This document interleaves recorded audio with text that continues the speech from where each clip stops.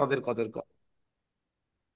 তো দেখুন, আজকে আমরা ছুটির দিনেও আপনারা এসেছেন নিজেকে কিছু শেখার জন্যে, আর আমরাও চেষ্টা করছি যে আপনাদের কাছ থেকে সেরাটা বের করে আনার জন্য। এরকম আমাদের চলতেই থাকবে। আমরা এগিয়ে যাব আমাদের রাস্তার দিকে। দেখুন, সমাজে অনেক ধরনের জিনিস মানুষ থাকেন যারা অনেক কিছু ভাবেন। ধরুন, একজন মোটা মানুষ যে বেশ অতিরিক্ত মোটা হয়ে গেছে, তিনি কিন্তু জানেন যে অ্যাকচুয়ালি কি করে রোগা হওয়া যায়। জানেন না? নিশ্চয়ই জানেন। কিন্তু তিনি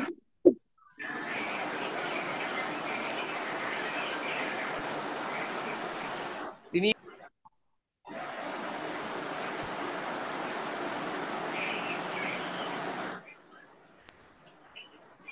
সাগর বারবার আনমিউট হয়ে যাচ্ছে।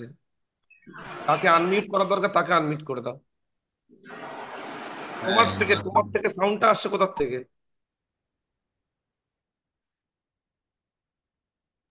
ওকে, ক্যারি অন।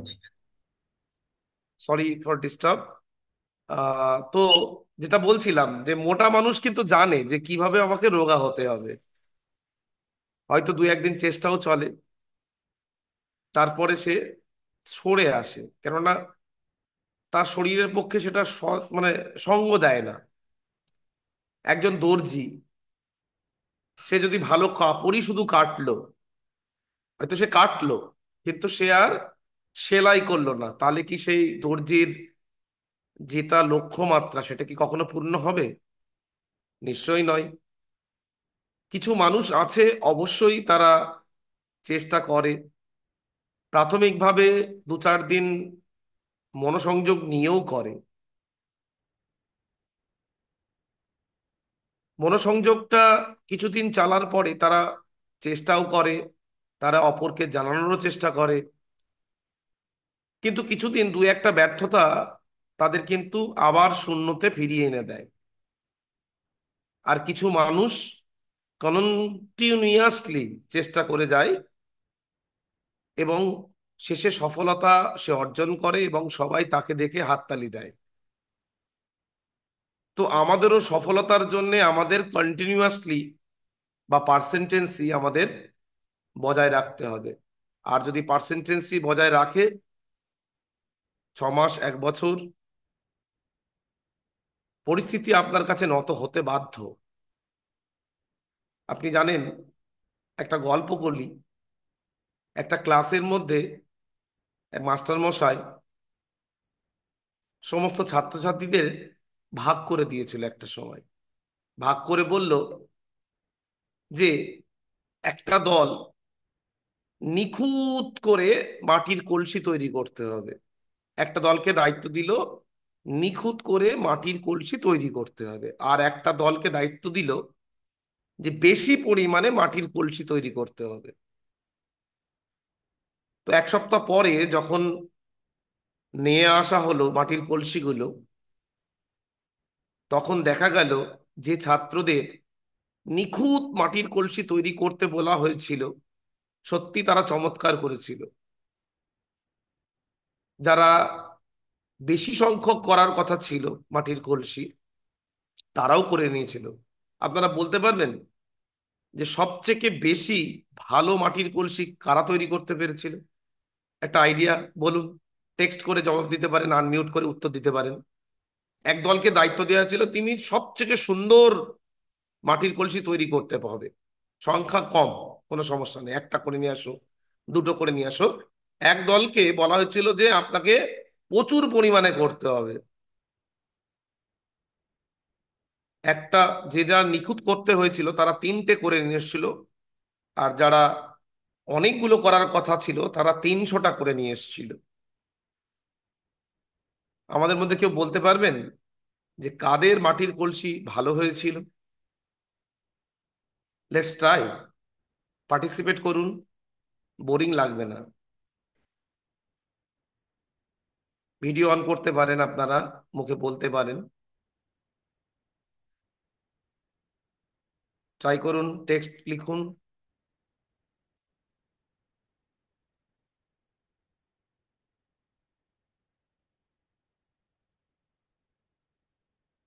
হ্যালো, আছেন আপনারা? যারা যারা ভিডিও অন করতে পারছেন না তারা লেফট নিয়ে নিন, অসুবিধা নেই। ট্রাই করুন। যারা মাটির কলসি, হ্যাঁ, ঠিক। না, না। তো যারা মাটির কলসি অল্প করতে দেওয়া হয়েছিল তারা সত্যি সুন্দর করেছিল, কিন্তু যারা অনেক সংখ্যায় করতে দেওয়া হয়েছিল তাদের মধ্যেই কিন্তু বেস্ট মাটির কলসি তৈরি হয়েছিল। কারণ কি? কারণ যাদের মাটির কলসি অল্প করতে দেওয়া হয়েছিল তারা সুন্দর করে চেষ্টা করেছে অবশ্যই, কিন্তু যাদের বেশি সংখ্যক করতে হয়েছিল তারা বারবার বারবার মাটির কলসি তৈরি করতে করতে করতে করতে শেষের গুলো দারুণ তৈরি হয়েছিল এবং অল্প সময়ের মধ্যেই তৈরি হয়ে গেছিল। তো দ্যাটস কন্টিনিউয়াসলি, দ্যাটস পার্সেন্টেন্সি। আপনি যদি রেগুলার করতে থাকেন সেটা অল্প সময়ের মধ্যেও করতে পারবেন এবং অন্যদের থেকে ভালো করতে পারবেন। তো আজকে আমরা দুটো দিনের সেশন রেখেছি, আজকে এবং কালকে। আমরা শেখাবো, আমাদের মধ্যেই শিখে নেব যে কি করে আমরা ছোট ছোট ভাবে এই ইন্স্যুরেন্স জগতের এবিসিডি শিখবো, কি করে মানুষের সঙ্গে কথা বলবো, মানুষের সঙ্গে কিভাবে আলাপ আলোচনার মাধ্যমে মানুষের সঙ্গে সম্পর্ক তৈরি করার মাধ্যমে আমরা ভালো কাজ করে নেব। দেখুন, আপনি যদি কারোর সঙ্গে গিয়ে কথা বলেন এবং প্রথম কথাই যদি হয় একটা পলিসি করুন বা আমাদের সঙ্গে অ্যাসোসিয়েট হন, তাহলে কিন্তু সে এড়িয়ে যাবে। আগে মানুষের সঙ্গে গিয়ে আপনার দুঃখের কথা বলুন, আপনার সমস্যার কথা বলুন। আপনার দুটো সমস্যা যখনই আপনি বলবেন দেখবেন আপনার বিপরীতে যিনি আছেন তার হাজারটা সমস্যা আপনার সামনে তুলে ধরবে। আমার এ হচ্ছে না, সে হচ্ছে না, এ হচ্ছে না, ও হচ্ছে না। সমস্যা শুনুন। মানুষ তাকেই গুরুত্ব দেয় বা ভালোবাসে যে মানুষটা আমার কষ্টের কথা বোঝে, আমার কষ্টের কথা যে যার ফিলিংসে আসে। আপনি কাকে পছন্দ করবেন? যার যার কাছে গিয়ে আপনি আপনার কষ্টের কথা বলতে পারবেন, সমস্যার কথা বলতে পারবেন, না একজন এসে আপনাকে শুধু জ্ঞান দিয়ে যাবে, তার প্রস্তাবনা দেবে? কোনটা বেশি পছন্দ হয় আপনার? মানুষ কার সঙ্গে কথা বলতে বেশি ইজি করে? নাসিমা, কার সঙ্গে? আনমিউট করো, আনমিউট করো, কথা বলো, পার্টিসিপেট করো। আরেকবার বলুন। মানুষ কার সঙ্গে বেশি কথা বলতে পছন্দ করে? যে একজন তার শুধু সমস্যাগুলো আমাকে বলবে, না আমি তাকে সমস্যাগুলো বলতে পারবো? দেখুন, আমি যদি তার সাথে সমস্যার কথা বলতে পারি, সেও তার সমস্যাগুলো আমার সাথে ভাগ করে নেবে। তাহলে আমি যদি তার সলিউশন দিতে পারি, তাহলে সে সলিউশনটা নিয়ে তার মতো সে ব্যবহারটা ঠিক করতে পারবে, না যে না আমার এটা করা উচিত। তার সাথে কথা এক্স্যাক্ট। বলতে হবে। Thank you, thank you. আমি আশা করেছিলাম অন্তত তুমি ভালোভাবেই উত্তরটা দেবে। আচ্ছা কথা, সমস্যাটা যখন আমরা আমার প্রিয় মানুষকে বলতে পারি বা প্রিয় মানুষ কাউকে যদি আমি আমার সমস্যা শুনতে পারি বা তার কাছ থেকে নিতে পারি, অটোমেটিকলি সে আমার আপন হয়ে যায়।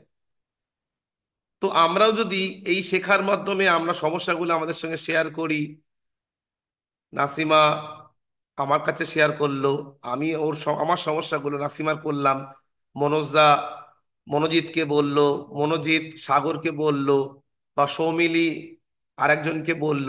এইভাবে যদি কন্টিনিউয়াসলি আমরা আমাদের এক্সপেরিয়েন্স গুলো ভাগ করে নিতে পারি, তাহলে কিন্তু দারুণ একটা অভিজ্ঞতা হবে এবং দারুণ আমরা শিখতে পারবো। তো এখানে কেউ পড়া ধরার কেউ নেই, পড়া মুখস্থ বলতেও হবে না। তা ভিডিও অন করতেও বাধা কিসের, আমি সেটাও তো বুঝতে পারছি না। যদি আমরা সময়টাই দেব এখানে, আমরা যদি মনে করছি যে আমাদের সময়টা আমরা দেব এখানে, তাহলে ভিডিও অন করে বসি। আর যদি না, আমার অন্য কাজ আছে, আমি আজকে থাক, ছেড়ে দিলাম আমি। আমরা একজন যদি ভালো শ্রোতা পাই আমাদের সেটা নিয়েই খুব আনন্দ করেই আমরা এগোবো, কোনো সমস্যা নেই। কেননা একদম শুরু থেকে কয়েকজনকে নিয়ে এই ব্যাচটা করা হয়েছে, আপনারা জানেন। তো আগামী 6 মাসের মধ্যে আমরা তাদেরকে পেরোলে আনার চেষ্টা করব, তারা বড় ইনকাম করবে, এটাই আমাদের আশা। কারণ আপনারা সবাই জানেন, আগের দিন ডিভিশনাল ম্যানেজার অলরেডি ঘোষণা করে ফেলেছেন মার্চ এপ্রিল মে এই 3 মাসের মধ্যে যদি আপনার টিমের সাইজ 15 থেকে 20 জনের মধ্যে হয়ে যায়, আপনার কাছেও সুযোগ আসবে, আপনি সরাসরি পেরোলে আসবেন। আপনার পিএফ থাকবে, ইএসআই থাকবে। ইএসএল মানে মেডিকেল, যেটা টার্ম ইন্স্যুরেন্স, মানে কোম্পানির সমস্ত রকমের সুবিধা যেগুলো পাওয়া যায়, আপনি কিন্তু সেগুলোও পাবেন। তো এই সুযোগটা আপনারা যদি নিতে পারেন, আগামী 6 মাসের মধ্যে আপনিও ভালো জায়গায় পৌঁছে যাবেন, এটাই আমরা আশা করব। আর দেখুন বস, এটা তো সাধারণ জিনিস। যদি আমরা বর্তমান অবস্থায় দাঁড়িয়ে আছি, তার মানে কি, আমরা যে অবস্থায় দাঁড়িয়ে আছি তার মানে পেছনের আমাদের সেই কাজগুলো আমাকে বর্তমান অবস্থায় দাঁড় করিয়েছে। আমি যদি পেছনে ভালো কাজ করে থাকি, তাহলে এখন ভালো আছি। আবার এখন যদি কিছু ভালো কাজ করি, আগামী দিনে আমরা কিন্তু ভালো থাকবো। এটা তো বুঝতেই পারছি, যদি আমাকে আমার অবস্থার পরিবর্তন করতে হয়, তাহলে বস কিছু তো এক্সট্রা করতেই হবে। শুধু এক্সট্রা করতে হবে, একটুকু তো মাথায় রাখতেই হবে, এক্সট্রা না করলে তো আমি ভালো জায়গায় পৌঁছতেই পারবো না, তাই না? তো আমরা সবাই ওয়েলকাম করব আমাদের নতুন ট্রেনার নয় যদিও, আমাদের মধ্যে আমরা নিজেদেরকেও ট্রেনার করব আস্তে আস্তে। হয়তো 2-4 দিন পরে নাসিমা আমাদের ট্রেন করবে বা মনোজিৎ করাবে। আমরা কিন্তু সেই পথে এগোচ্ছি। কেননা দেখুন, আমরা যদি প্রতিনিয়ত আপনারাই যদি সময় দিতে থাকি, তাহলে আমার সময়টাও ছোট হয়ে যাবে, আর আপনার মধ্যেও সেই জায়গাটা আসবে না। তো আশা করি 1-2 মাসের মধ্যে আমরা আমাদের মধ্যে ট্রেনার খুঁজে পাবো, যে তার তার উদ্ভাবনের শক্তি আছে, যেটা তিনি বলতে চায় তিনিও ট্রেনিং দেবেন আমাদের। তো সাগর মহাজন আমার টিমের অন্যতম সদস্য এবং আপনাদের সিনিয়র। আজকের দিন এবং আগামী কালকের দিন তিনি লক্ষ্যমাত্রা নিয়েছেন basic knowledge of this industry. they will discuss we will discuss and we share the thought of each other। তো আমরা স্যারকে ওয়েলকাম করব। টাইপ করুন ওয়েলকাম, অন্তত টাইপ না করতে পারেন মাইক অন করে ওয়েলকাম করুন। কি ওয়েলকাম করতে পারছো তো? Welcome, welcome sir, welcome Sagar Mahajan. আজকে 2 দিন ধরে, thank you Nasima, thank you Soumili, thank you. Over to you Sagar. Thank you sir, আমাকে এই সুযোগটা দেওয়ার জন্য। Thank you all of you. তো সবার প্রথমে বলবো যে যদি সম্ভব হয় সবাই ক্যামেরা অন করুন, কারণ এখানে এসেছি আমরা শিখতে এবং আর্নিং করতে। অতএব বি সিরিয়াস, একটু সিরিয়াস হতে হবে। যেহেতু আমরা একটা প্রফেশনের মধ্যে যুক্ত হচ্ছি, সেহেতু আমাদেরকে একটু সিরিয়াসলি নিতে হবে। তো সবাই একটু ক্যামেরাটা অন করুন যদি পসিবল হয়। মনোজ দা, আচ্ছা সৌমিলি অন করে ফেলেছে। মনোজ পাইক দা, ওকে, ভেরি গুড। তো আজকে কিছু বেসিক নিয়ে কথা বলবো, যেটা তার আগে একটু বলে নিই, যেটা আমাদের এখানে আজকে সৌমিলি কুন্ডু ফার্স্ট আমাদের ক্লাস অ্যাটেন্ড করছে। সবাই ওনাকে একটু ওয়েলকাম জানাই আমরা। Welcome Soumili Kundu, thank you for joining us. Thank you. Welcome Soumili. Thank thank you, okay. তো আমি প্রেজেন্টেশন শেয়ার করছি। প্রেজেন্টেশন শেয়ারের মাধ্যমে আমি কিছু দেখাতে চাই, এবং আপনারা যদি সম্ভব হয় নোট করুন, কারণ খুব ইম্পর্টেন্ট জিনিস, যেটা আমাদের খুবই প্রয়োজন।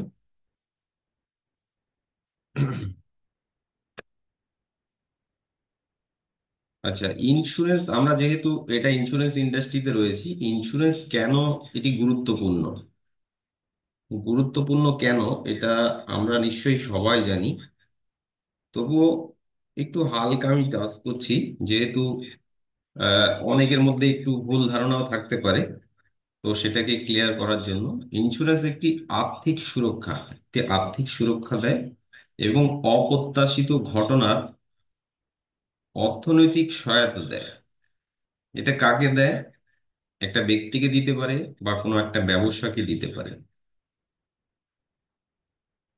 আচ্ছা, অসুরক্ষিত পরিবারের কষ্ট একটা গল্পের মাধ্যমে আমরা বলতে পারি, বা আমি বলছি রফিকের গল্প।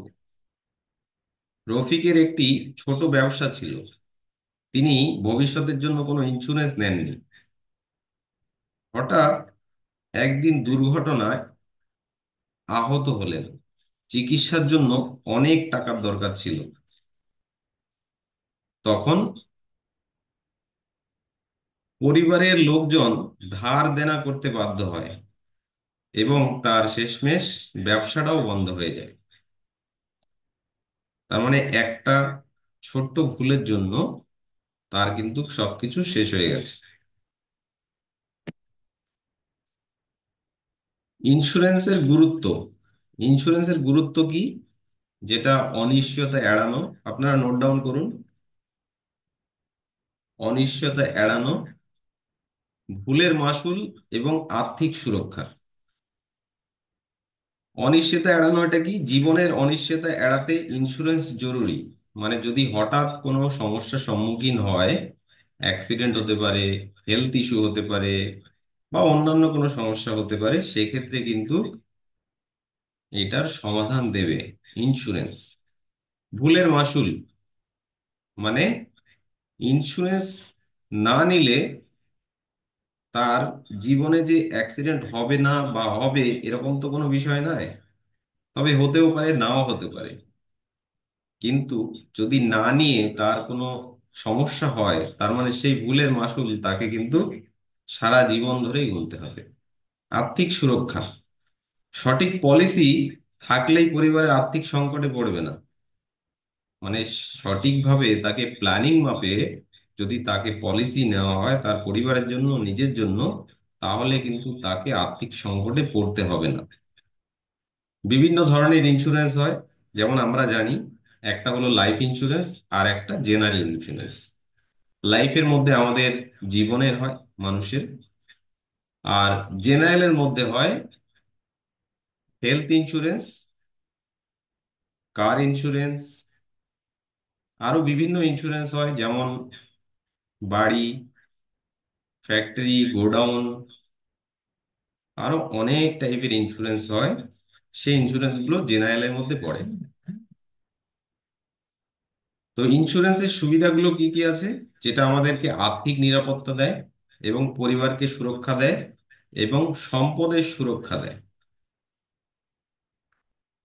ইন্স্যুরেন্স কেনার আগে আপনাদেরকে এই জিনিসগুলো আপনাদের প্রয়োজন, যেটা হলো আপনাকে গবেষণা করতে হবে যে বিভিন্ন পলিসির তুলনা করা, মানে কম্পেয়ার করা শিখতে হবে।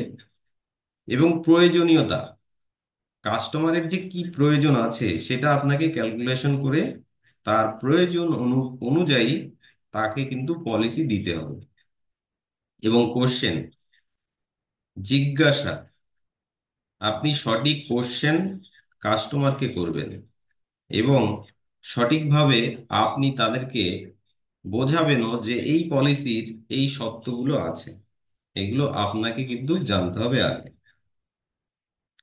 প্রিমিয়াম কি? প্রিমিয়ামের বিষয়টা কারোর কি জানা আছে এখানে, যে প্রিমিয়ামটা কি হতে পারে? প্রিমিয়াম হলো একটা পলিসির জন্য নিয়মিত পরিশোধ অর্থ। মানে আমি যে একটা বীমা নিলাম, সেই বীমাটার যে অর্থ আমি দিচ্ছি, সেই অর্থটা হলো প্রিমিয়াম, যেটা একটি চুক্তিও বলা যেতে পারে। মানে প্রিমিয়াম পরিশোধের বীমার চুক্তি একটি অংশ, একটি আর্থিক সুরক্ষার বিনিময়ে দেওয়া হয়। মানে আমরা যে টাকাটা পে করি পলিসি নেওয়ার পরে বা পলিসি নেওয়ার সময়, সেটাকে বলা হয় প্রিমিয়াম। ক্লেম কি? ক্লেম হলো আবেদন। মানে ক্লেম হলো ক্ষতিপূরণের জন্য আবেদন। আমরা ক্লেম তখনই করি যখন আমাদের কোনো ক্লেম হয়, বা কাস্টমার ক্লেম তখনই করে যখন তার ক্লেমের প্রয়োজন হয়। মানে হয়তো হেলথ ইন্স্যুরেন্স নিল, তার হেলথ ইস্যু হলো, হসপিটালাইজ হলো, তখন তাকে ক্লেম করতে হবে। হয়তো অ্যাক্সিডেন্টে লোকটা মারা গেল, তখন তাকে ক্লেম করতে হবে। হয়তো অ্যাক্সিডেন্টে পঙ্গু বিকলাঙ্গ হয়ে গেল, তখনও তাকে কিন্তু ক্লেম করতে হবে। এই ক্লেমটা কে করে? সেটা পরিবারের কেউ করতে পারে, এবং আমাদেরকে বললে আমরাও ক্লেমটা করে দিতে পারি। এবং কাস্টমার কেয়ারের নাম্বার থাকে এবং ইমেল আইডি থাকে, যেটা আমরা যেই বন্ড পেপারটা পাই বাড়িতে তার মধ্যে লেখা থাকে। তো ক্লেম হওয়ার পরে তখন কোম্পানি যাচাই করে যে আদৌ এটা সঠিক কিনা, যে তাকে যে আমি ক্লেমটা দেব এটা সঠিক কিনা। যাচাই করার পরে যদি সঠিক পায়, তখন কোম্পানি ক্ষতিপূরণ করে, ক্ষতিপূরণ শোধ করে দেয়, মানে কাস্টমারকে পরিশোধ করে। এটাই হলো ক্লেম। তো ইন্স্যুরেন্স ইন্ডাস্ট্রিতে ভবিষ্যৎ কি আছে, বা ইন্স্যুরেন্স ইন্ডাস্ট্রির এখন মানুষের কি অবস্থা রয়েছে? 100% আমাদের সুরক্ষা দিতে হবে ভারতবর্ষের প্রত্যেকটা মানুষকে। এটা 2047-এর মধ্যে ভারত সরকারের একটা মিশন। 2047-এর মধ্যে প্রত্যেকটা নাগরিককে তার আয় অনুপাতে তাদেরকে ইন্স্যুরেন্সের আওতাভুক্ত আসতে হবে। 50% এরকম লোক আছে যে তাদের ইন্স্যুরেন্স রয়েছে, মানে সেটা ইন্স্যুরেন্স না, এটা সেভিংস প্রোডাক্ট। এলআইসি ভারতবর্ষে সর্বপ্রথমে এসছে, আমরা সবাই জানি। তো এলআইসি এলআইসিআই কি করেছে, ছোট ছোট করে তাদেরকে ইনভেস্টমেন্ট প্ল্যান দিয়েছে, যেটা খুবই সামান্য, কিন্তু এটা ইন্স্যুরেন্সের আওতায় আসছে না। ওটা একটা সেভিংস প্রোডাক্ট হয়ে গেছে। তাই এই মানুষগুলোকে সঠিক বিচার বিশ্লেষণ করে এবং তার আয় অনুপাতে আমাদেরকে ইন্স্যুরেন্স কভারেজ করতে হবে, দিতে হবে। আর 25% সচেতনতার মানুষ রয়েছে, যাদের মধ্যে সচেতনতা বাড়ছে ইন্স্যুরেন্স সম্পর্কে। কারণ বিভিন্ন অ্যাডের মাধ্যমে, টিভির মাধ্যমে, ভিডিওর মাধ্যমে মানুষের চোখের সামনে যে এগুলো দেখছে, দৃশ্যমান হচ্ছে, তার মাধ্যম থেকে কিন্তু মানুষ সচেতনতা পাচ্ছে। এবং ভারত সরকার যে রুলস জারি করেছে, যে মিশন সামনে 2047-এর মধ্যে, সেইগুলো সম্পর্কে মানুষের মধ্যে অ্যাওয়ারনেস আসছে। তাই এই ইন্ডাস্ট্রিতে আমাদের ভবিষ্যৎ আছে 100%। কারণ 70,000 crore এখনো মানুষের বাকি রয়েছে ইন্স্যুরেন্স করানো। তাদেরকে দরকার সঠিক সঠিক ফাইন্যান্সিয়াল অ্যাডভাইজার দরকার। আমরাই হলাম সেই সঠিক ফাইন্যান্সিয়াল অ্যাডভাইজার। আমরা শিখবো এবং লোককে গাইড করব, তার মাধ্যম থেকে আমরা আর্নিং করব। তো ইন্স্যুরেন্সের নিরাপদ ভবিষ্যৎ, মানে ইন্স্যুরেন্স, এখানে বলা হচ্ছে যে আজকে ইন্স্যুরেন্স করুন। ইন্স্যুরেন্স যদি আজকেই করি তাহলে কি হবে? এক নম্বরে আমার নিরাপদ ভবিষ্যৎ, ভবিষ্যৎটা নিরাপদ হবে, আর্থিক সুরক্ষা হবে, এবং মনের শান্তি, মানে দুশ্চিন্তা মুক্ত জীবনযাপন করতে পারবো। এটা যখন আমি নিজে ফিল করব, তখন অন্য কাউকে ফিল করাতে পারবো যে আজই ইন্স্যুরেন্স আমার করা উচিত, যে আমি কি ইন্স্যুরেন্সের আওতায় রয়েছি, আমার হাজবেন্ড কি ইন্স্যুরেন্সের আওতাভুক্ত আছে, আমার ওয়াইফ কি ইন্স্যুরেন্সের আওতাভুক্ত আছে, বা আমার গার্জিয়ান উনি কি আছেন। যদি না থাকে তাহলে আজই করান। তো আপনাদের এই অনুচ্ছেদে আপনাকে একটা হোম টাস্ক দিচ্ছি। সেটা হচ্ছে, এতক্ষণ ধরে যা বললাম, হয়তো কেউ লিখেছেন বা কেউ লেখেননি, কিন্তু এটা লিখুন বা স্ক্রিনশট দিন যে আপনার হোমওয়ার্ক রয়েছে, পরিবারের মধ্যে অন্তত দুজনকে বোঝান কেন ইন্স্যুরেন্স গুরুত্বপূর্ণ। তাদের প্রতিক্রিয়া লিখে আনুন, বা গ্রুপে আমাদেরকে শেয়ার করুন। গ্রুপে শেয়ার না করতে পারলে আমাকে 1 to 1 মেসেজ করে শেয়ার করবে। কি করবেন? যে পরিবারের মধ্যে, আপনার পরিবারের মধ্যে অন্তত দুজনকে বোঝাবেন যে কেন ইন্স্যুরেন্স গুরুত্বপূর্ণ, এবং তারা যে প্রতিক্রিয়া দেবে বা তারা যে আপনাকে বলবে বিপরীতে কিছু, সেটা লিখে আনতে হবে বা সেটা লিখে আমাকে পাঠাবেন।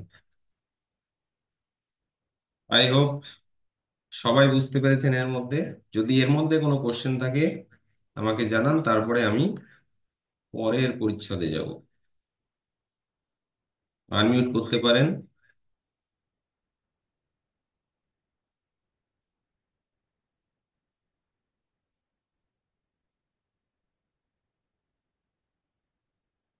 কারণ মনে হয় কোনো কোশ্চেন নেই, তাই তো? নাসিমা,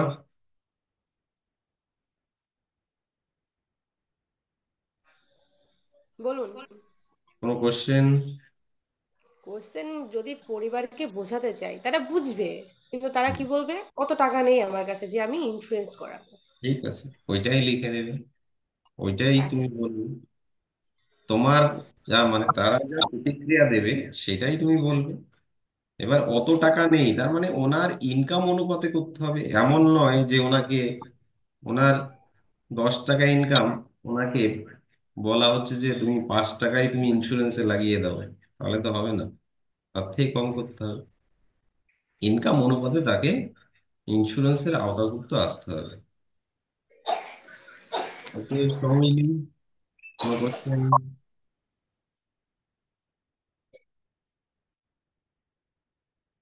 সব মিলিয়ে এনি কোশ্চেন? হোমওয়ার্ক এটা তোমাদের সবার রইলো। আচ্ছা, তারপরে একটা যাচ্ছি,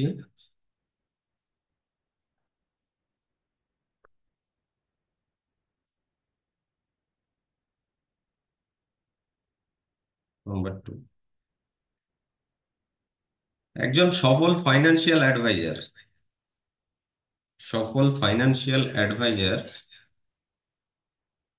হওয়ার মূল চাবিকাঠি, মানে ক্লায়েন্টের আর্থিক লক্ষ্য অর্জনের সহায়তা করা, সঠিক ইন্স্যুরেন্স পলিসি নির্বাচন করতে সাহায্য করা, ঝুঁকি বিশ্লেষণ করা ও কাস্টমাইজ প্ল্যানিং করা।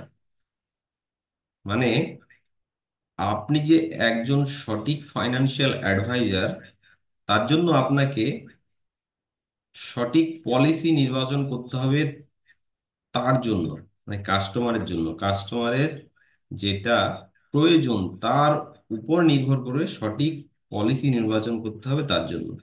ঝুঁকি বিশ্লেষণ করা মানে তার কতটা ঝুঁকি রয়েছে, এখানে অনেক রকম পলিসি হয়, সেক্ষেত্রে ট্র্যাডিশনাল হয়, ইউলিপ হয়, মার্কেট রিলেটেড হয়, শেয়ারের কিছু থাকে। তো এর উপর যে কতটা ঝুঁকি রয়েছে সেটা বিশ্লেষণ করা কাস্টমারের সাথে, এবং কাস্টমাইজ প্ল্যানিং করা, মানে কাস্টমাইজ প্ল্যানিং করে কম্বো প্রোডাক্ট তৈরি করা। তো এটা হলো একজন ফাইন্যান্সিয়াল অ্যাডভাইজারের সফলতার চাবিকাঠি।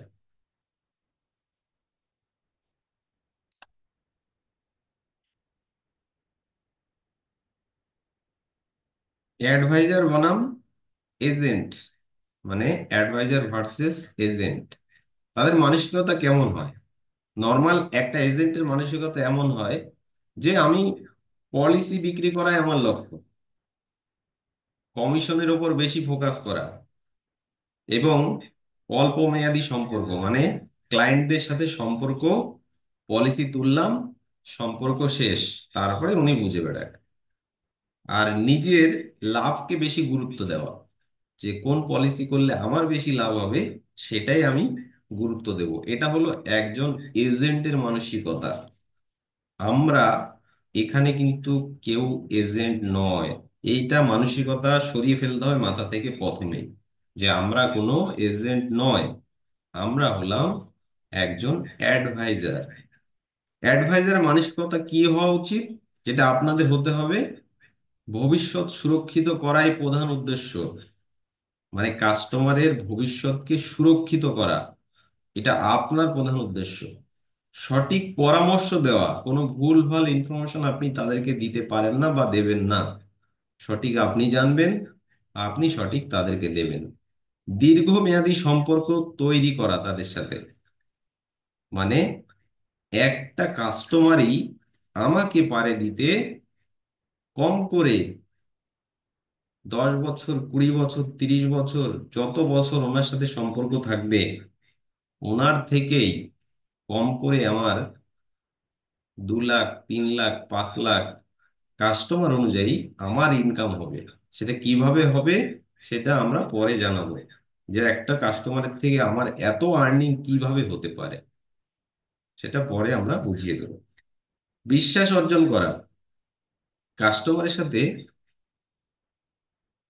আপনার বিশ্বস্ততা এমনই থাকবে যে আপনাকে চোখ বন্ধ করেই এরকম ভাবে বিশ্বাস করবে, যেটা ভালো হয় তুমি সেটাই করে দাও, কারণ তোমার উপর আমার বিশ্বাস রয়েছে, আস্থা আছে,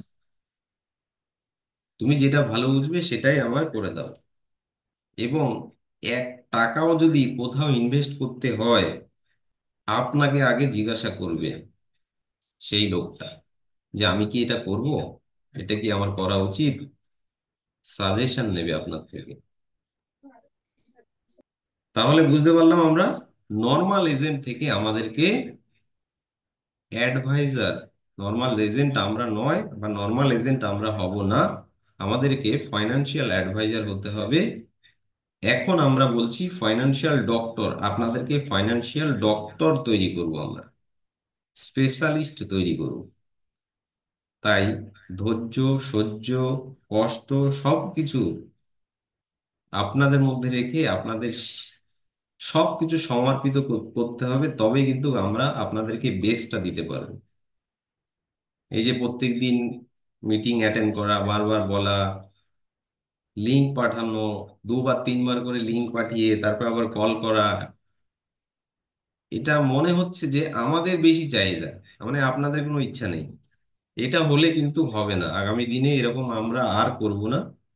প্রত্যেককেই একবারেই বলা হবে, প্রত্যেকদিন আমাদের ক্লাস থাকবে, যদি ক্লাস না থাকে আমরা গ্রুপে এসএমএস করে দেব আজকে ক্লাস নেই। তাছাড়া আমাদের কিন্তু প্রত্যেক দিনই ক্লাস থাকবে। ওকে? তো একজন প্রকৃত ফাইন্যান্সিয়াল অ্যাডভাইজার শুধু কমিশনের জন্য পলিসি বিক্রি করেন না।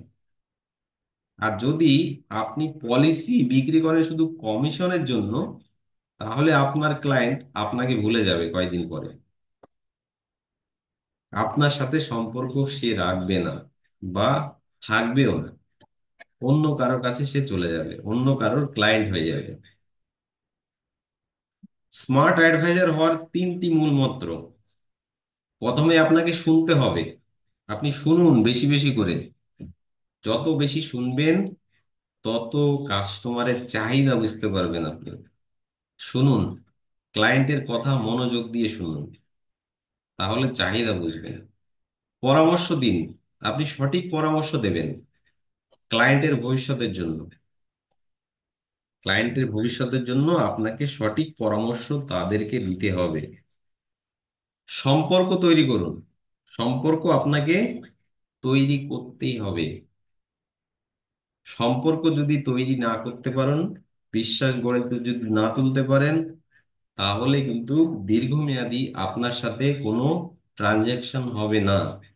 তাই সম্পর্কটা এভাবেই তুলতে হবে যে উনিও একজন আপনার পরিবারের অংশ। এই ক্লায়েন্টদের সাথে এমন ভাবে সম্পর্ক আপনার তৈরি করতে হবে। এই তিনটি মূল মন্ত্র আপনি কিন্তু মাথায় ঢুকিয়ে নিন, এটা খুবই গুরুত্বপূর্ণ। সফল হওয়ার টিপস, আপনি যে সফল হবেন এই ইন্ডাস্ট্রি থেকে, তাহলে আপনাকে এই 3টে বলছি, আরো অনেক রয়েছে। যেটা প্রথম হচ্ছে নিজেকে শিক্ষিত করুন, মানে নিজেকে প্রতিদিন আপডেট করতে হবে, প্রতিদিন আপনাকে লার্ন করতে হবে, শিখতে হবে। সেটা কি, এই ইন্ডাস্ট্রিতে যদি আপনি থাকেন তাহলে আপনাকে নতুন পলিসি সম্পর্কে জানতে হবে, আর্থিক বাজারের খবর রাখতে হবে। মানে এখন বর্তমানে আর্থিক বাজারের কি অবস্থা, শেয়ার বাজার যেমন এখন খুব ডাউন চলছে, এই খবরটা আপনাকে রাখা উচিত। তারপরে বাজার ইনফ্লেশন হচ্ছে, দ্রব্যমূল্যের দাম বাড়ছে, সেটা কত পার্সেন্ট হারে বাড়ছে, এইগুলো জানা উচিত আপনার। এখন বর্তমানে কোন কোন প্রোডাক্ট কাস্টমারের ভবিষ্যতে, যেমন একটা চাইল্ড এডুকেশন ফান্ড, কোন প্রোডাক্ট দিলে আপনার ওই বাচ্চার ভবিষ্যতের জন্য, উচ্চশিক্ষার জন্য প্রযোজ্য হবে এবং ওই সময় গিয়ে ইনফ্লেশন বিট করতে পারবে, এই জিনিসগুলো আপনাকে জানতে হবে। তারপরে টেকনোলজি, টেকনোলজি আপনাকে জানতে হবে, মোবাইল ভালো করে চালানো বা ল্যাপটপ ভালো করে চালানো শেখা, কারণ এগুলোর মাধ্যম থেকেই কিন্তু আপনার আর্নিং বাড়বে। তারপর কি, যোগাযোগ দক্ষতা বাড়ান, মানে আপনার যোগাযোগটা, কমিউনিকেশনটা আপনাকে বাড়াতে হবে। সহজ ভাষায় বুঝিয়ে বলুন ক্লায়েন্টকে, ক্লায়েন্টের সাথে ভালো সম্পর্ক তৈরি করুন। সময় দিন, তাড়াহুড়া করবেন না, ক্লায়েন্টের প্রয়োজন অনুযায়ী সময় দিন। মানে বেশি তাড়াহুড়া করলে কি হবে, আপনার বেশি বেনিফিট এটা বুঝবে কাস্টমার, বেনিফিট ওনার বেশি সেটা আপনাকে বোঝাতে হবে, গুরুত্ব বোঝাতে হবে। কাস্টমার সার্ভিস, আপনাকে কাস্টমার সার্ভিসের মতো তাকে সার্ভিস দিতে হবে একটা ক্লায়েন্টকে। কিভাবে? সব সময় যোগাযোগ রাখুন ক্লায়েন্টের সাথে। মানে এই নয় যে সারাদিন ফোন করব, একটা মেসেজও দিতে পারি বা খোঁজ নিতে পারি। বা এরকম হয় একটা ক্লায়েন্টের তার বাচ্চার জন্মদিন বা তাদের অ্যানিভার্সারি ডে আজকে, হতেই তো পারে, বা বাড়িতে কোনো অনুষ্ঠান, বা কোনো আমাদের যেমন হিন্দু সম্প্রদায়ের বা মুসলিম সম্প্রদায়ের বিভিন্ন অনুষ্ঠান থাকে, সেই অনুষ্ঠানে আমরা উইশ করতে পারি। তার মানে কাস্টমার সাথে আমার ইন্টারাক্ট হচ্ছে, মানে কাস্টমারের সাথে আমার যোগাযোগ রাখছি আমি। আর দ্রুত সাড়া দেবেন যখন যদি কোনো উনি এসএমএস করে বা কল করে, তাহলে কিন্তু তৎক্ষণাৎ আপনাকে সাড়া দিতে হবে এবং যে সমস্যার সম্মুখীন যদি হয় তাকে দ্রুত সমাধান করতে হবে আপনার। মানে অ্যাজ এ কাস্টমার সার্ভিস হিসাবে আপনাকে তাকে সার্ভিস দিতে হবে। নিজের একটি ব্র্যান্ড তৈরি করুন। নিজের ব্র্যান্ডটা কি? নিজের ব্র্যান্ড কি? সোশ্যাল মিডিয়া নিয়মিত আপডেট দিতে হবে। আমরা জানি প্রত্যেকের আজকে সোশ্যাল মিডিয়াতে যুক্ত রয়েছি, তাই তো? যদি না থাকি তাহলে আইডি গুলো করে নিতে হবে আমাদেরকে, প্রথমে ফেসবুক, ইনস্টাগ্রাম, লিঙ্কডইন, এই, তারপর WhatsApp, WhatsApp normal, WhatsApp business, এইগুলো কিন্তু আমাদের থাকতে হবে কম্পালসারি, কারণ এইগুলোর মাধ্যমে কিন্তু আমরা কমিউনিকেশন করি লোকের সাথে। ওয়েবসাইট, এখন যদি না পারা যায় তাহলে ওয়েবসাইট একদিন আপনাকে করতেই হবে, তৈরি করতে হবে। আর ব্লগ করতে পারেন, আর্থিক পরামর্শের বিষয়ে ব্লগ লিখুন, যেটা নিয়মিত সোশ্যাল মিডিয়াতে পোস্ট করুন এবং ভিডিও তৈরি করে পোস্ট করতে পারেন, বা ওয়ান টু ওয়ান কাস্টমার বা লোককে পাঠাতেও পারেন, আপনার পরিচিত সার্কেল কাউকে। এর মাধ্যম থেকে একটা ব্র্যান্ড তৈরি হবে আপনার। আরো ব্র্যান্ড আপনাকে কিভাবে করতে হবে সেটা আমরা আগামী দিনে আরো ভাবে বলবো। লক্ষ্য নির্ধারণ করতে হবে আপনাকে, আপনার গোল, আপনাকে লক্ষ্য নির্ধারণ করতে হবে কিরকম। স্বল্প মেয়াদী লক্ষ্য থাকবে, যেটা 1 থেকে 2 বছরের মধ্যে আমি কি অর্জন করতে চাই, 1 থেকে 2 বছরের মধ্যে আমার কি কি দরকার, কি কি প্রয়োজন, আমি কি কোন জায়গায় আমাকে দেখতে চাই। মধ্যবয়সী লক্ষ্য, যেটা হচ্ছে আমার 3 থেকে 5 বছরের মধ্যে আমি কি পেতে চাই, আমাকে আমি কোন জায়গায় দেখতে চাই। তারপর দীর্ঘমেয়াদী লক্ষ্য, 10 বছর বা তার বেশি সময়ের জন্য পরিকল্পনা। নিজের কর্মজীবনের জন্য একটি সুস্পষ্ট লক্ষ্য নির্ধারণ করুন, স্বল্প, মধ্য ও দীর্ঘমেয়াদী পরিকল্পনা তৈরি করুন, যেটা আপনার লক্ষ্য থাকবে যে আমি এই কাজের মাধ্যম থেকে আমি এই জায়গায় পৌঁছাতে চাই। তার জন্য আমাকে প্ল্যান অফ অ্যাকশন তৈরি করতে হবে। তার জন্য আমরা কিছু টেকনোলজি আপনাকে ব্যবহার করতে দেব, তার মাধ্যম থেকে আপনি প্রম্পট দেবেন, সে আপনাকে কিন্তু সুন্দরভাবে সাজিয়ে দেবে আজকের দিনে আপনাকে কি করতে হবে, কালকে কি করতে হবে। সেগুলো আগামী দিনে আস্তে আস্তে শেখাবো। এগুলো সাসপেন্ড রইলো। আপ নিশ্চয়ই আপনারা দীর্ঘদিন, দীর্ঘদিন না, সারা জীবনে জুড়ে থাকুন আমাদের সাথে, আমরা এটাই চাই। কারণ আপনারা সফল হলে আমরাও সফল হব। নেটওয়ার্কিং, আপনি এইগুলোর সাথে যুক্ত থাকবেন, কারণ আপনার সাথে যত লোক যুক্ত হবে, যত লোকের সাথে আপনি ইন্টারাক্ট করবেন, ট্রানজাকশন করবেন, তত আপনার কাজের ভলিউমটা বাড়বে।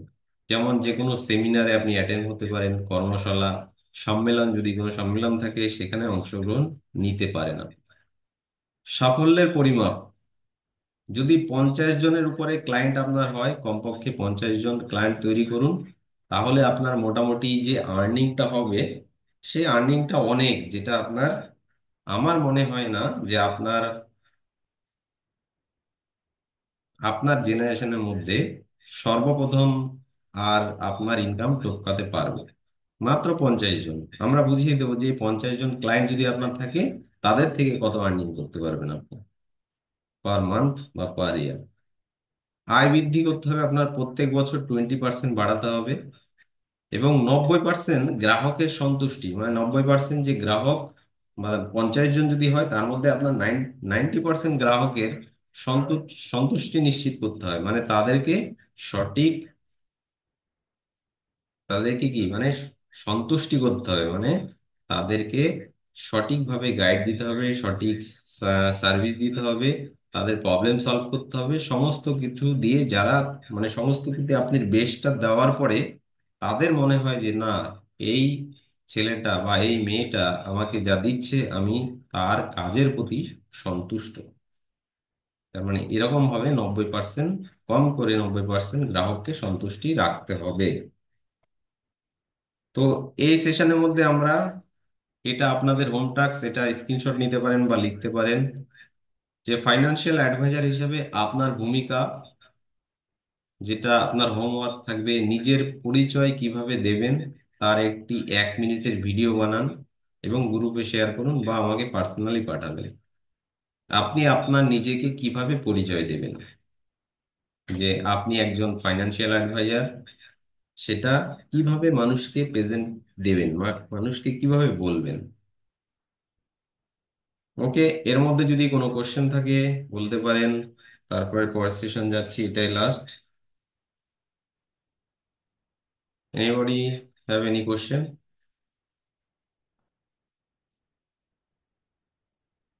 না আমি শুধু বক বক করে যাচ্ছি, কেউ শুনছি কেউ শুনছি না, এরকম তো নয়।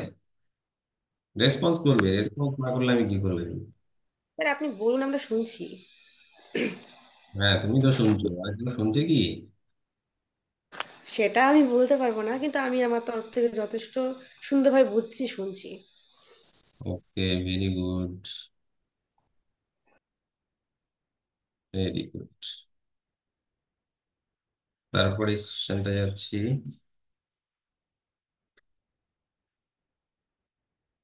আচ্ছা, কাদেরকে আমরা টার্গেট করব, যে আমরা এই যে শিখলাম, এবার কাদের সাথে আমরা কথা বলতে পারি, আমাদের টার্গেট অডিয়েন্স কে হবে?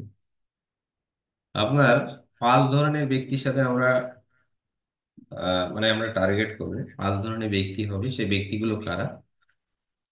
সে ব্যক্তিগুলো হচ্ছে পরিবার, মানে একটা ফ্যামিলি।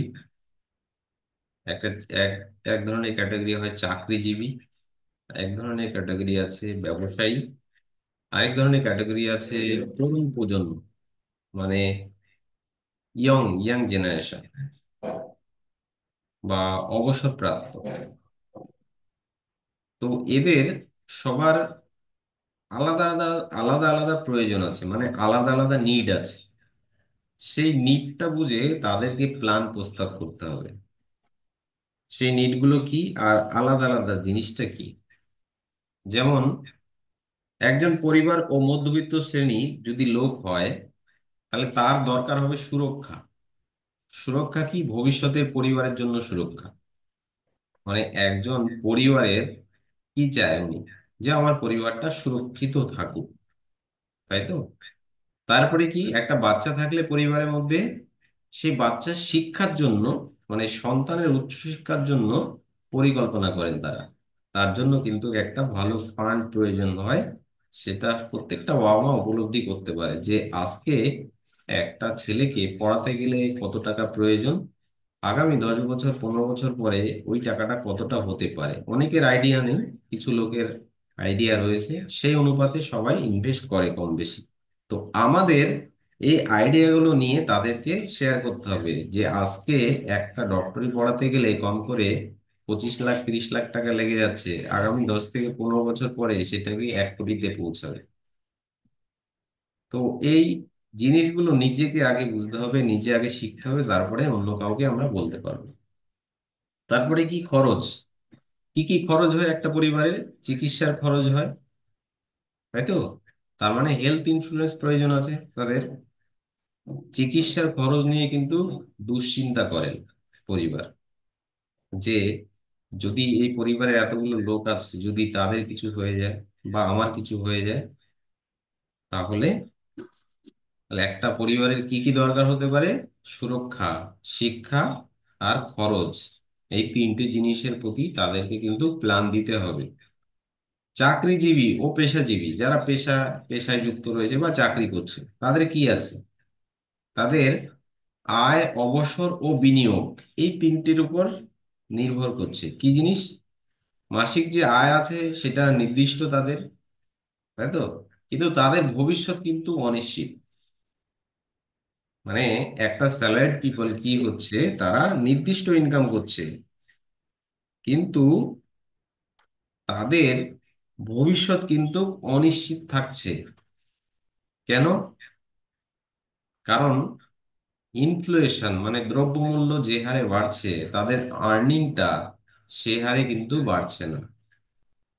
এবং ভবিষ্যৎ অনিশ্চিত কেমন?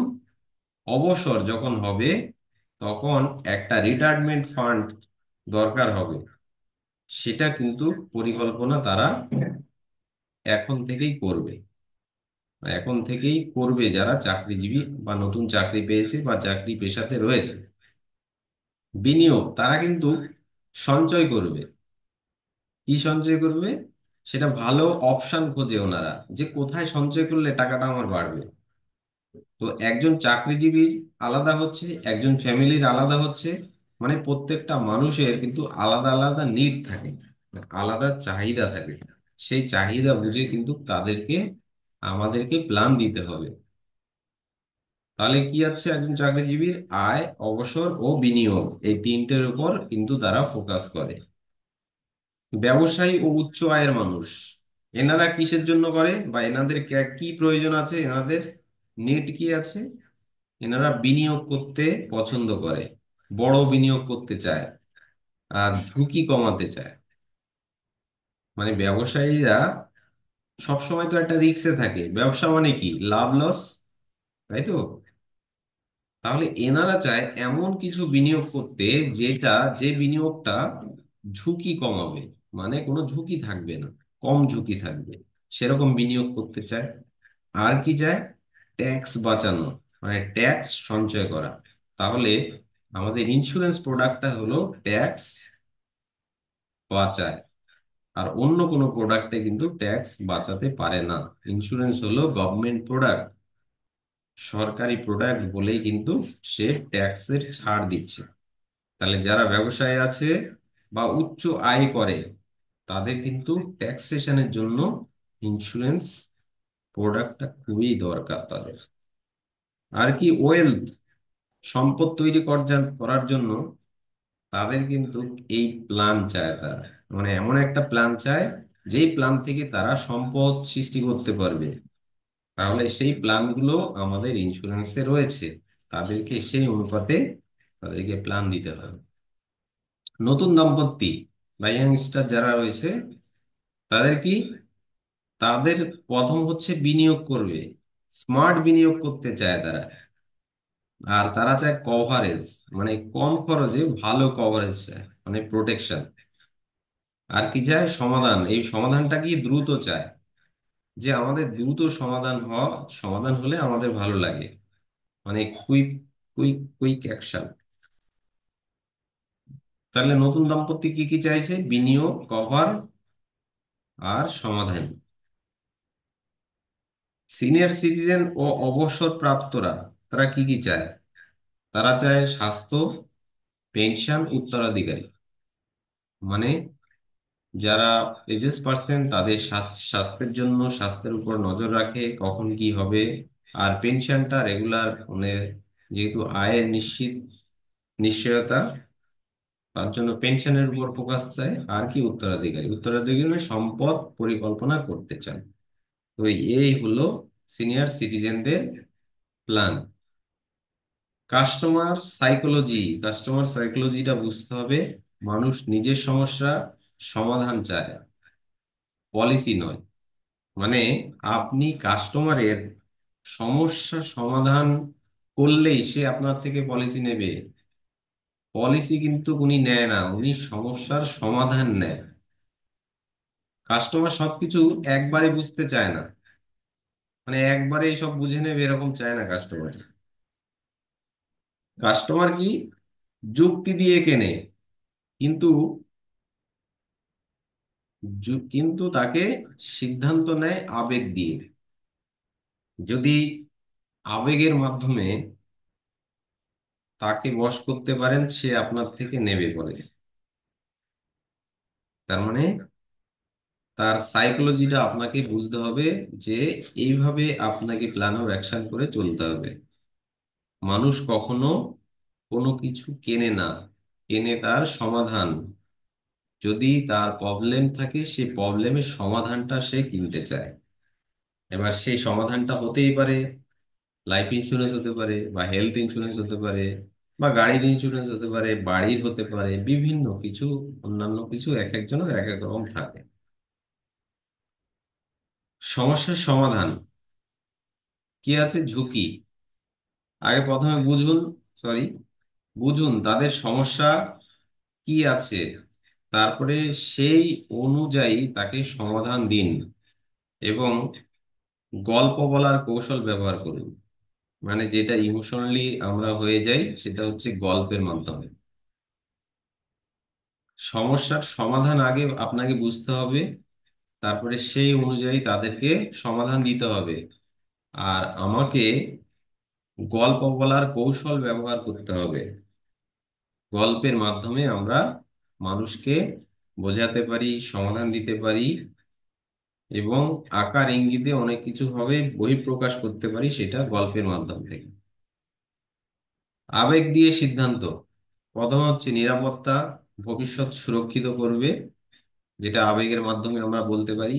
কারণ ইন্স্যুরেন্স প্রোডাক্টটা এমনই, যেটা আমরা দেখতে পাই না, ছুতে পাই না, অনুভব করতে পাই না। সেটাই হলো ইন্স্যুরেন্স। এটা আমরা জানি, যেটা বুঝতে পারছি যে আমাদের ভবিষ্যৎ সুরক্ষা করবে। তাই এগুলো হচ্ছে ইমোশনাল, আবেগ। এগুলো কিন্তু তাদেরকে বোঝাতে হবে। শিক্ষা, উচ্চ শিক্ষার সুযোগ একটা বাচ্চার কে না চায়, প্রত্যেকটা বাবা মা চায় সন্তান উচ্চ শিক্ষায় উত্তীর্ণ হোক, ভালো পড়াশোনা করুক, ভালো মানুষ হোক, তাই তো? তো সেটাও কিন্তু একটা আবেগ, একটা বাবা মার জন্য। তার মানে উচ্চ শিক্ষার জন্য বাচ্চার ফান্ড প্রয়োজন, টাকা দরকার, আপনি তখন কোথায় পাবেন? এর জন্য আপনার এই প্রোডাক্টটা নিতে হবে। ইমোশন, ইমোশন কানেকশন তৈরি করুন। মানে এমন ভাবে ইমোশনালি হতে হবে বা তৈরি করতে হবে, যাতে সে ইমোশনাল হয়েও কিন্তু সেই প্রোডাক্টটা নেবে।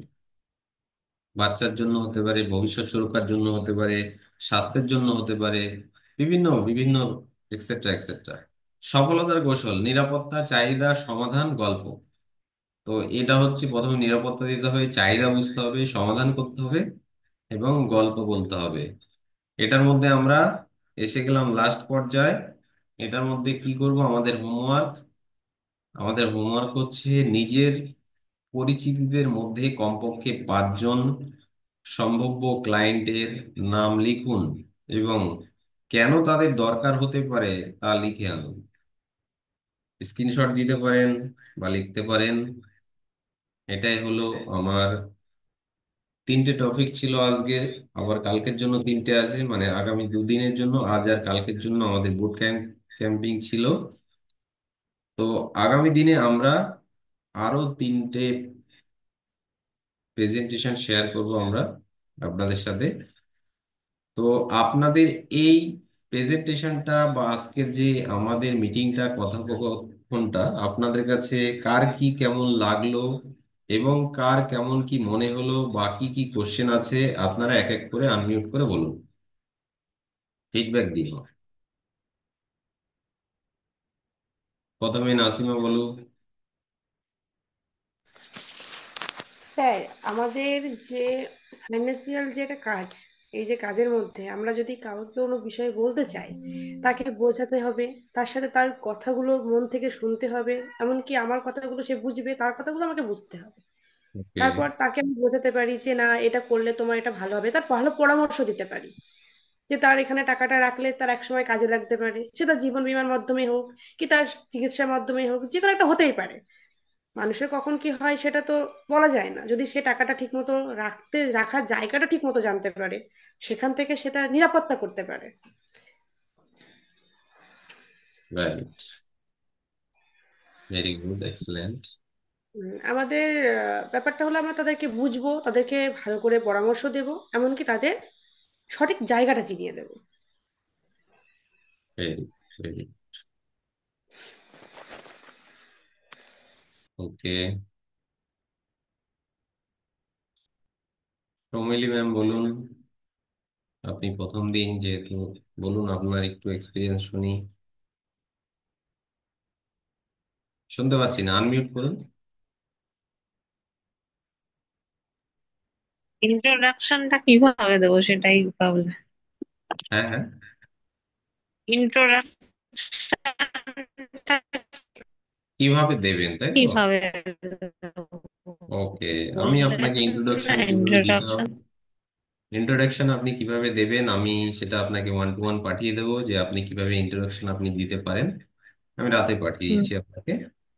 ঠিক আর আজকের ক্লাসটা থেকে আপনি কি জানলেন, কি বুঝলেন, কি শিখলেন একটু বলুন। আর ক্লাসটা আপনার সত্যি কি কোনো হেল্পফুল হয়েছে বা নতুন কিছু শিখতে পারলেন? আছে। আপনার feedback। লোককে যখন বোঝাবো ইন্স্যুরেন্সের ব্যাপারে, সে তারা তো কিছু বলবে, তার জন্য কি করতে হবে? হ্যাঁ, যেহেতু আপনি আজকে নতুন, এই সম্পর্কে আপনাকে তো অবশ্যই আমরা গাইড করব। তার জন্য আমাদের সাথে যুক্ত থাকতে হবে, তবেই তো আপনাকে গাইড করতে হুম, পারবো। কিছু আপনাকে করতে হবে, প্রথমত হচ্ছে আপনাকে গ্রুপ ফলো করতে হবে। ঠিক। আর আমি আজকে গ্রুপে আমার ইউটিউব চ্যানেল আছে, LinkedIn profile, Facebook profile page hmm, এবং পডকাস্ট, বিভিন্ন সোশ্যাল হুম, মিডিয়ার লিঙ্কগুলো আমি দিয়ে দেবো, ওইগুলো সাবস্ক্রাইব করবেন, ফলো করবেন এবং বেল আইকন ক্লিক করে দেবেন হুম, নোটিফিকেশন যাতে যায়। তাহলে হুম, ওইগুলো যখন ফলো করবেন বা দেখতে থাকবেন, ওইখান থেকে মোটামুটি বেসিক ধারণা আপনি পেয়ে যাবেন। শুধু আপনি না, সবাই পেয়ে যাবেন। কিন্তু দেখতে হবে, সময় করে একটু একটু যদি একদিনও একটা করে দেখেন, অনেকটা এগিয়ে যাবে। তো এটাও আজকে শেয়ার করে দেবো। হুম। ওকে, আর কিছু? না, Very good. তো আজকে কি শিখলেন? বুঝে। আপনি তো কোশ্চেন করলেন যা আমাকে, তো আজকে যা কি বললেন শিখলেন? লিখে নিয়েছি। ওকে, ভেরি গুড।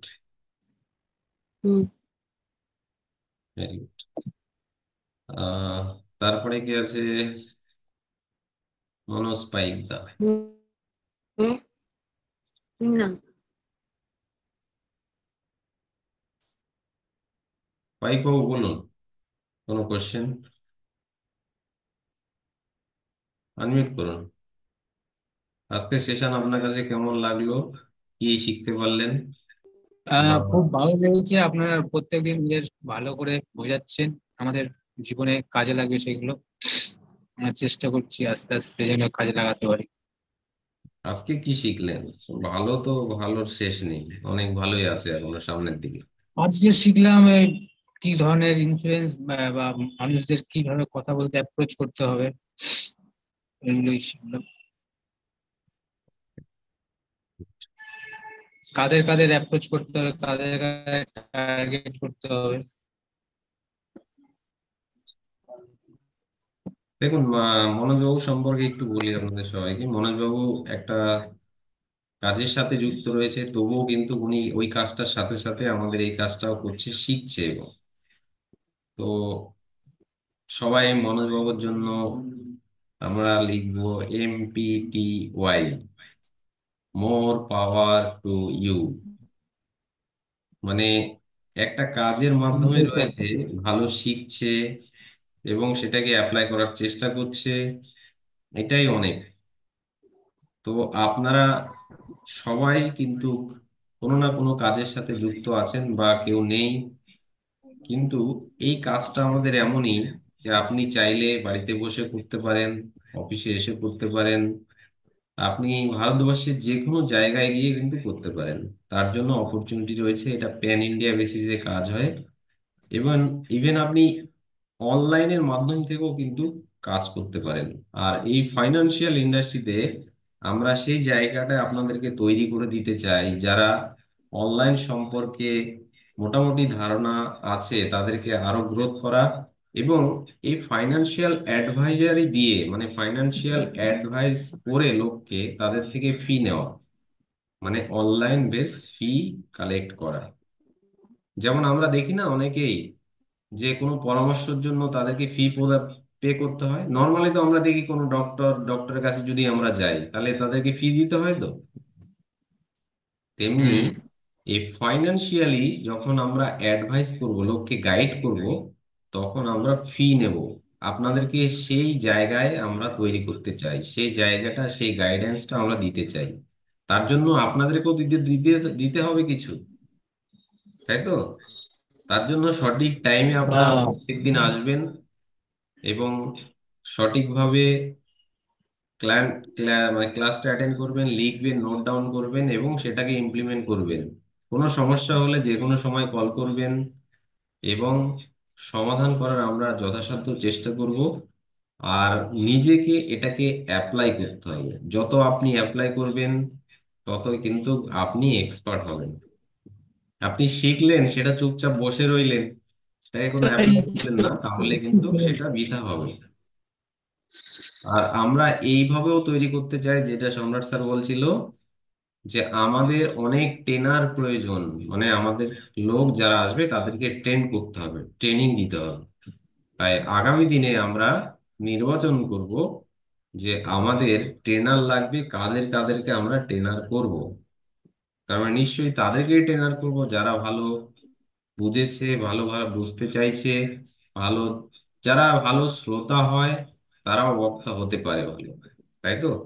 তাহলে ভালো নিজেকে জ্ঞান অর্জন করতে হবে এবং সেটাকে সবার সবার সাথে ভাগ করতে হবে, তবেই সেই শিক্ষাটা কিন্তু আরো বেশি বেশি করে বাড়বে। যাই হোক, অনেকটা সময় হয়ে গেছে। মনোজিৎ, যদি কিছু বলতে চাও বলতে পারো, আনমিউট করো।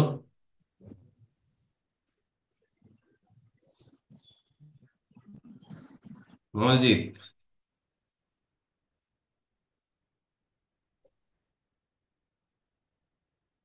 মনোজিৎ আনমিউট।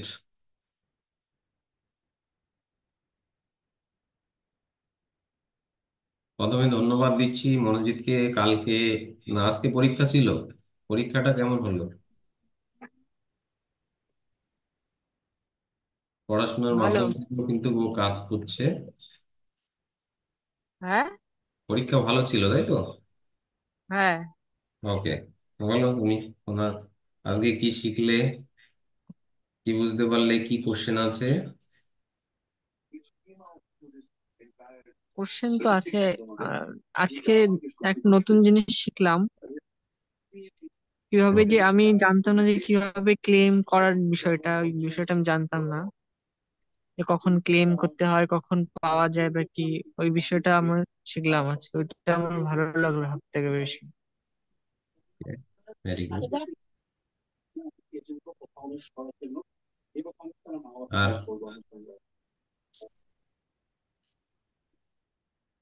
আর তেমন কিছু, আর মোটামুটি সবকিছুই বুঝেছি আর।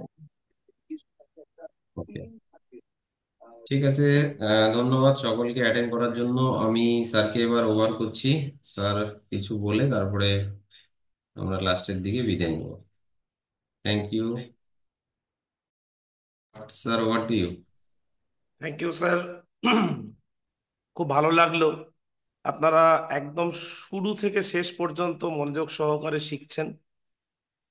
দেখুন, শেখার কোনো শেষ নেই, কিন্তু শিখে সেটাকে সামনে এগিয়ে নিয়ে যাওয়াটাই আমাদের কাজ। আমরা যত বেশি শিখবো তত দেখবেন আপনাদের কাছে সমস্ত কিছু জিনিসটা সহজ হতে চলেছে। যত শিখবেন তত ধীরে ধীরে সহজ হয়ে যাবে। তো রাত অনেক হয়েছে, আগামী দিন আমরা এর দ্বিতীয় পার্ট করব। সাগরবাবু কন্ট্যাক্ট করবেন আমাকে, এবং আমার তরফ থেকে বা আপনাদের তরফ থেকে আপনাদের প্রত্যেককে উজ্জ্বল ভবিষ্যতের জন্য আগাম শুভেচ্ছা। যাওয়ার আগে সবসময় নিজে বলুন যে আমি সেরা, আগামী দিনগুলো আমি সেরাই থাকবো। জাস্ট আনমিউট আর বলুন, কেননা নিজেকে সেরা বলাটা তো অবশ্যই কর্তব্য। ঠিক ঠিক ঠিক, টিকটিকিও সাড়া দিচ্ছে। তো যাওয়ার আগে সবাই আনমিউট করব, আর কি বলবো? আমি সেরা, আমি সেরাই থাকবো। Unmute and speak. আমি সেরাই থাকবো। আমি আমি সেরা, সেরা, আমি আমি সেরাই সেরাই থাকবো। থাকবো।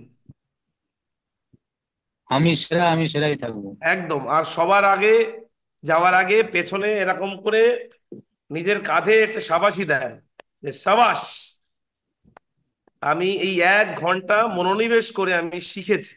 সাবাস। নিজেকে সাবাসি দেওয়াটা অত্যন্ত জরুরি।